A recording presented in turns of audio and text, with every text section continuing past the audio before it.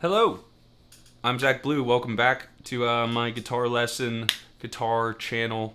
Grab your favorite six-string instrument, tune it up, and today we're going to talk about the Box 1 of the pentatonic scale. I'm going to give you a pretty quick synopsis of it. I don't want to give you a way of applying it just quickly and just getting off to the races and starting to jam and hang out with people and just kind of pick along. Or put on your favorite record and just noodle away. I feel like when I first learned guitar, it doesn't feel like an instrument that you can just like pick up and start playing your favorite songs, right? Like drums are a pretty passive instrument. If you know the basics of what a drum, a snare, like a kick drum, a snare, and a hi-hat are, you can kind of put on your favorite record and tap along every day. And by the 30th day, you know when to expect that fill. You've practiced it a few times and you're kind of getting the hang of it. Guitar, not so simple, not as intuitive, I would say. It's kind of a mystical instrument. And why certain things work together and in harmony with other songs and things was mystical to me for a long time. Way longer than it should have been. So I'd like to help cross that bridge, help get you to, if you haven't quite figured it out yet as a guitar player, how to just like hear a song. You can even do it by ear and not even have to know what key you're in, which is very guitar player. That's a very guitar player thing to do. But my goal is to teach you how to identify what key you're in, and then where to put your box 1, so that you can just start picking along and sounding like you know what you're doing. It's kind of like every guitar player's first secret. I think there's a reason they call it box 1. It's very rock and roll. It has this very like 1 to 4 rock and roll shape, and it's very even on the first finger. So let's get into it. The first thing you're going to want to know, I might have a lot of info here, and I'm going to try to keep it brief because there's going to be a lot, but whatever you have to do, take a screenshot of it and try to practice this for yourself and connect some dots, reverse if you didn't understand what I said, or shoot me a comment and I would be happy to explain, or make a second video if we need to dive deeper. So the first note you're going to want to know, string 6, that is your E note. That's an E. You probably shouldn't do that with your instrument, by the way. And so we have E with the open string 6. And then if you put your first finger on the first fret of string 6, you're playing an F note. If you go up to the 2nd fret, you have F sharp. And the 3rd fret is G. You may ask yourself, why is there an E and not an E sharp? And then an F and an F sharp, why is everything not sharped? There's a pattern. You can see it pretty clearly on a piano, but again, guitar gets a little confusing. It doesn't spell it out very obviously for you. But there's certain notes in our musical scales that don't have sharps or flats. And so certain notes are half steps away from each other and certain notes are whole steps. Keep up. If you don't know this, we'll get to that. Just take what I'm going to give you and we'll work from here. So the first thing you're going to want to know is E. Let's do the natural notes. E, and then the 1st fret is F. The 3rd fret is G. The 5th fret is A, because our musical alphabet restarts G to A, A, B, C, D, E, F, G, A. So we're at A on the 5th fret. The 7th fret, B. The 8th fret is a C. This is another one, B to C, where we only have a half step. From C to D is a whole step. That puts us on the 10th fret. And then our 12th fret is E. The 12th fret is where our guitar starts to repeat itself with an octave over it. So if this is our low E, this is an octave above it, and E away. So then that means that the same relationships of the notes go up the neck also past the 12th fret. So if this is E, the 1st fret is F, because there's no E sharp. And then the next fret, a whole step away, is going to be our G, just like E, half step, whole step, so on, so on, so on. Okay, so what do we do with that information? Well, this is going to be super, super important to start to apply and understand why the notes of the Pentatonic Box 1 work where they do. So let's start with just practicing. If you don't know what Box 1 is, we're going to practice it in open position. Open is pretty simple. You're going to use your third finger and your second finger. And we're going to use the open strings for all of the low notes on the strings. That's why I call it open position. So it goes open 3 on the 6th string, and then we get open and 2 on string 5, open 2 on string 4, open 2 on string 3, open 3 on string 2, open 3 on string 1. So again, without the strings, just the frets and fingers. This is frets and fingers. We have open 3, open 2, open 2, open 2, open 3, open 3. So try to do it backwards. 3, open 3, open 2, open 2, open 2, open 3, open. This is a pretty easy scale. You should get used to doing it. Your right hand is important here too. I'm using alternate picking. You can just use downstrokes if that's comfortable to you. You can go down, down, down, down, down, down, down, down, down, down, down, down. I think eventually, if you can get into the hang of, just in general, like alternate picking, like down, up, down, up, down, up, down, up, down, up, down, up, up, down, up, down, up. It just makes your right hand feel a little bit more fluid. And yeah, so that is our first Pentatonic Box 1. And that is E minor, because it starts on E. So we can call it E minor pentatonic if you wanted to. The way that key signatures work is that every minor key also has a major key that is its equivalent, its relative equivalent. They're like brothers and sisters, or yin and yang, right? So our E minor has a major scale that uses all the same notes. That scale is G. And it's where our third finger lands in the shape. So you could call this G major pentatonic, or you can call it E minor pentatonic.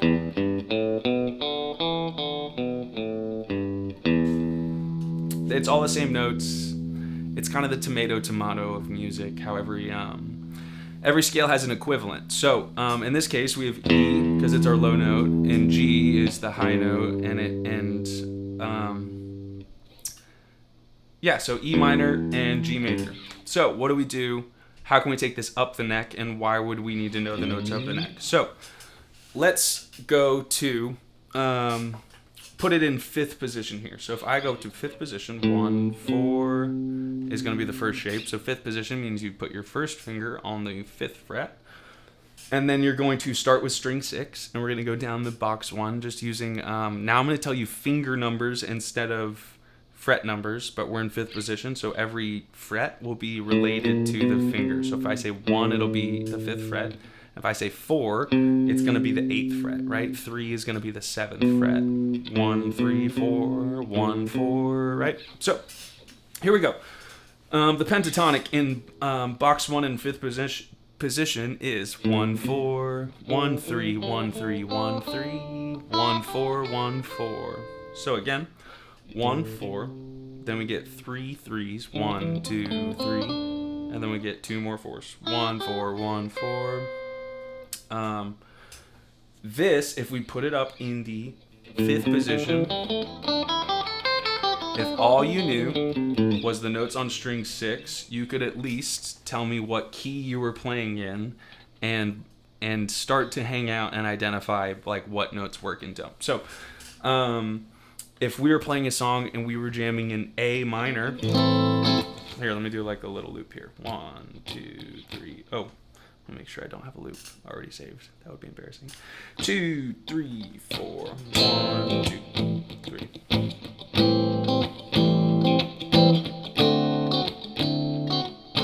1, 2, 3, 4. 1, 2. So if we're in A minor, I can play.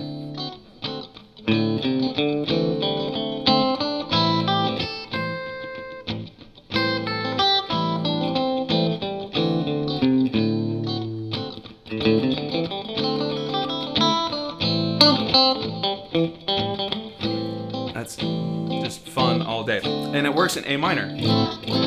Because that first note that we started here in 5th position is A. And that's a relative minor note. The first finger here in the box 1 is going to be your minor starting place, right? So, if I'm jamming a song, I'm just going to pick another key and we'll try to do it here. If I pick a key, let's say I'm in G minor, so I'm going to go 1, 2, 3, 4, 1, 2, 3, 4. Sorry, I'm not feeling creative with chord progressions tonight. That's okay.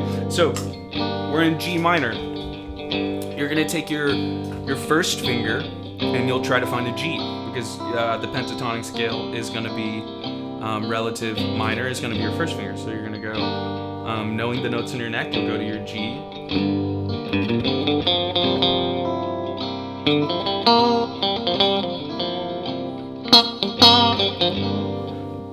It seems pretty simple, but I didn't even know how to do that when I was trying to jam.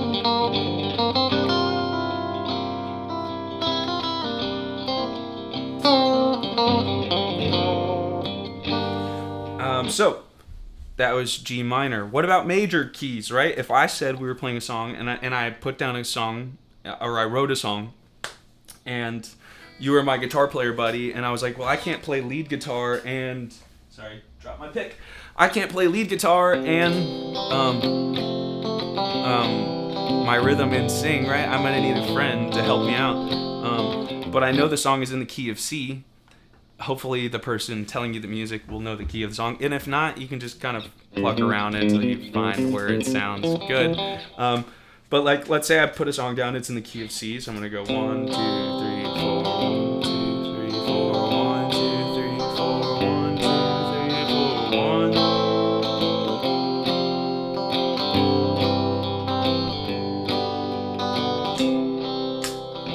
1. That was a little long. Could have done it a little shorter there.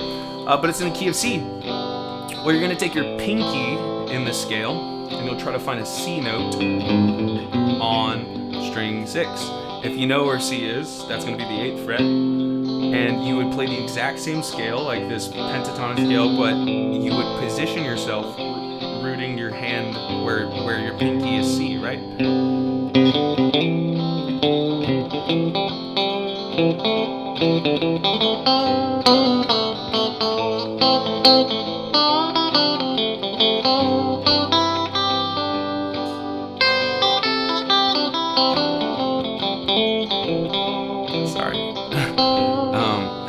Having fun. But that works in the key of C. Box 1, 5th position. And I didn't need to know what notes were in the key of C, although C is pretty easy.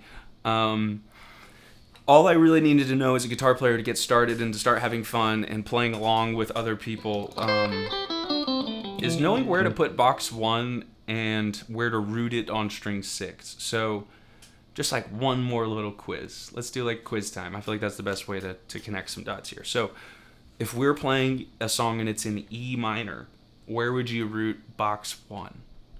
Okay, open string, because that is our open E minor position. Don't forget about the open position. But let's say you did forget about open position. You could go like, okay, well, where's an E?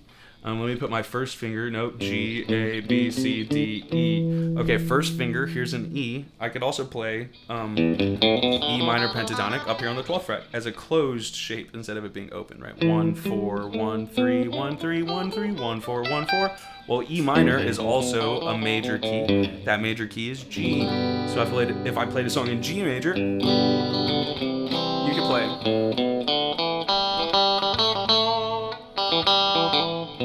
That was not super inspired. I'm here to teach, not to inspire. No, hopefully you've got some inspiration already. I feel like that's a really important thing as a guitar student. And it's if you're here on a YouTube lesson and you made it this far, I'm going to assume you have some level of inspiration to learn and grow as a guitar player.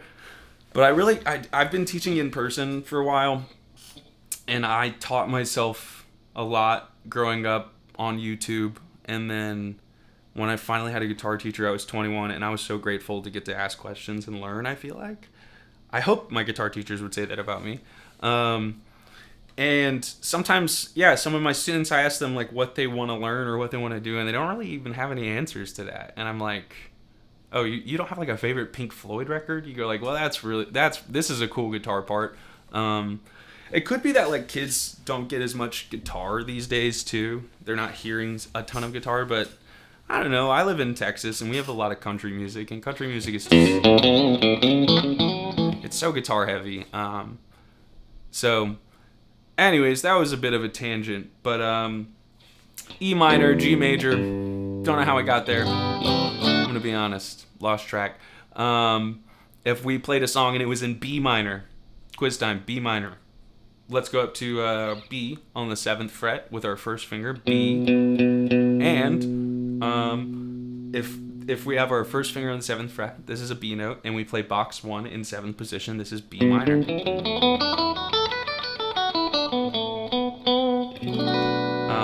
It is also another key. What key is it also? It's where your pinky lands. That's a major key. So we have a minor key and a major key in every. So what note is on the 10th fret of string 6? That is a D. So if we're playing D major, if I'm playing first thing I remember knowing was a lonesome whistle blowing in the young stream of. Sorry, I shouldn't play other people's songs. It'll probably give me copyright. But you can play D major, which is box 1 in 7th position, right? Major keys, minor keys. It's kind of confusing at first, but try it. And here's what you can do. Put on a jam track. You can search up jam tracks in Spotify. There's tons of free jam tracks on YouTube and Spotify. Pull up jam track in A minor. You can just start in A minor. That would be a good place to start. And that would be on the 5th fret. And you can put box 1 in the 5th fret and just kind of play along to a song in A minor and feel for yourself the power of connecting the dots, of playing the right note that sounds good. And you go, I'm a guitar player. You don't have to know the chords. You're just listening and trying to make a choice, right? Maybe make a musical choice if you can. But so try it in A minor. That's 5th position, box 1. Or put on your favorite record, put on your favorite album, a favorite song. Look up, you can Google what keys songs are written in these days. So you can Google key signature for, I don't know, your favorite Zach Top song or whatever. I'm wearing my own merch. Search up She Chews Tobacco by Zach Blue and play it in the key of E. Play it, that'll be 9th position. There's a little cheat code for you. But yeah, put on your favorite record and just see if you can play along, because you can. You don't have to know the chords. It is helpful to know the chords. It's helpful to know what key you're playing in. But it's not necessary, and that's a pretty cool part of being a guitar player. And it's what makes us, honestly, very dumb musicians. Sorry, guitar players. We're not the smartest. If you thought guitar players were the smartest, you've not met anyone who plays keyboard or horn or all the percussion guys who are like master audio engineers too, because anyways, playing guitar can be so simple and so crude, and box 1 is a very simple trick. But if you don't know it, rad. It's really fun. It is so much fun, and it allows you to have just a good starting point. There's a ton of licks and guitar solos like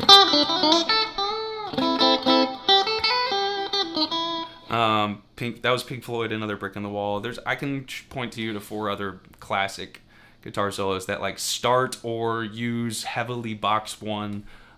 It is everywhere. So if you didn't know the name for it, it is box 1.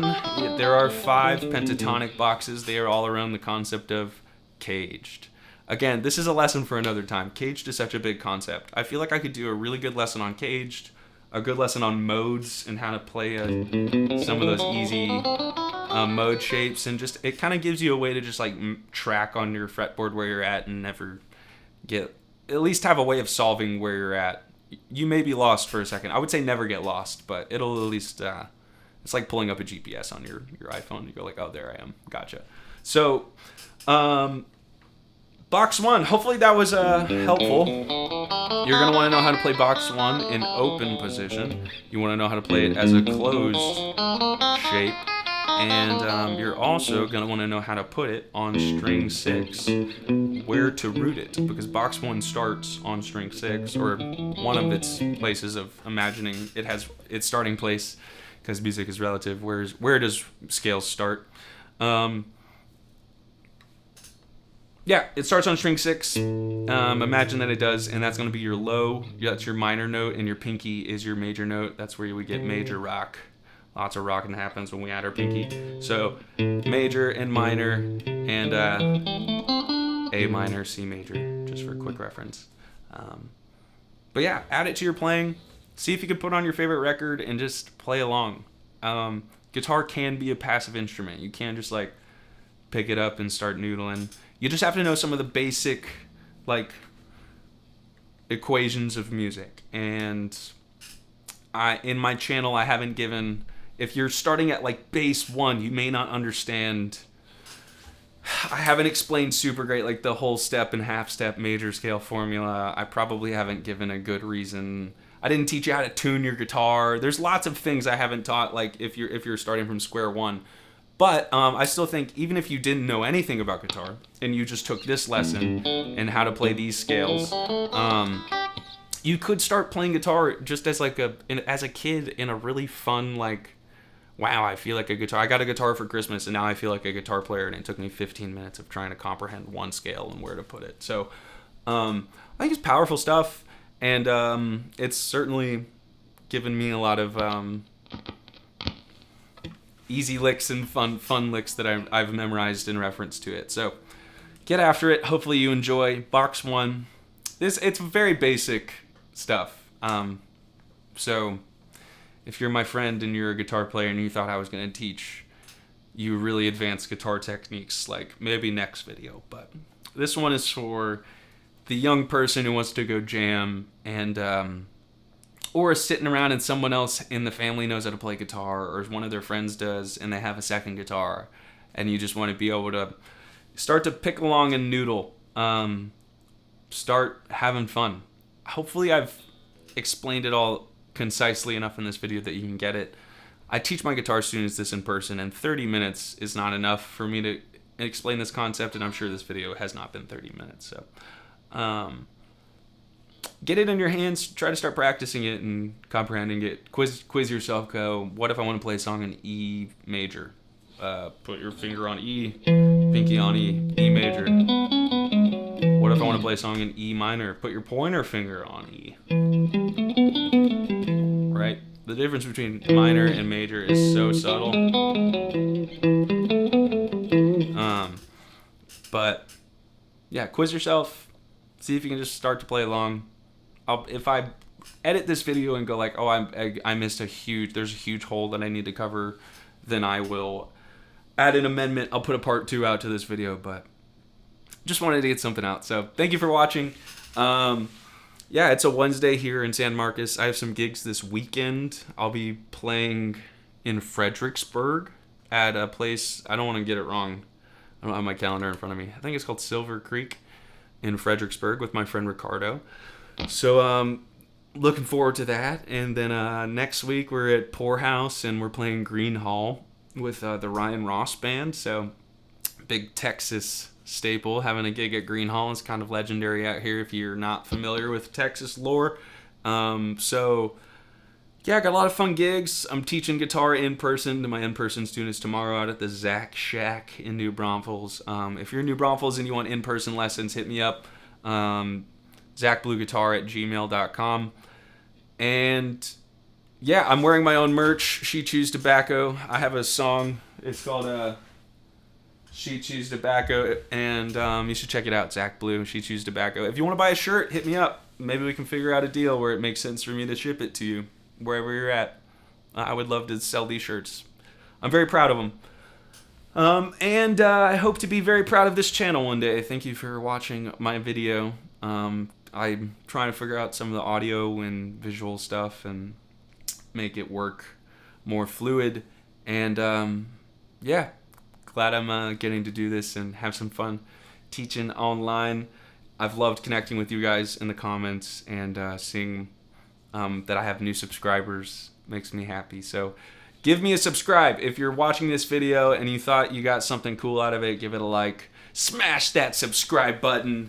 Go ahead and put a big old crack in that notification bell. We're going to make it the big old Liberty Bell for the ZachBlueGuitar channel. Get after it. And enjoy your week. Hopefully you get some time to practice guitar.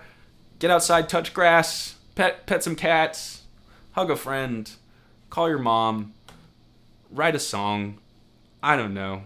Enjoy yourself. And I'll check in with you next week. Peace. Thank you.